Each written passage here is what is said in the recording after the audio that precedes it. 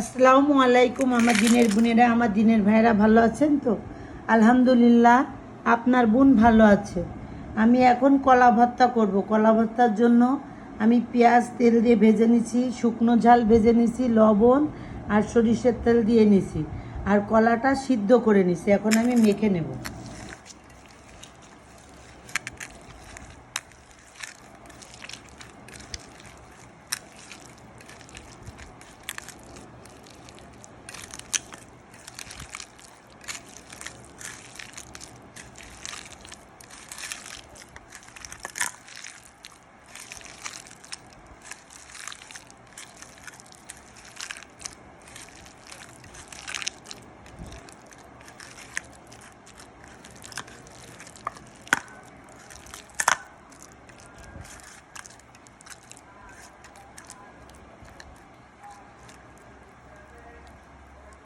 এই যে আমার কলা ভর্তা হয়ে গেছে। যদি ভিডিওটা ভালো লেগে থাকে, ভালোবেসে থাকেন, লাইক কমেন্ট শেয়ার অবশ্যই করবেন। আল্লাহ হাফেজ।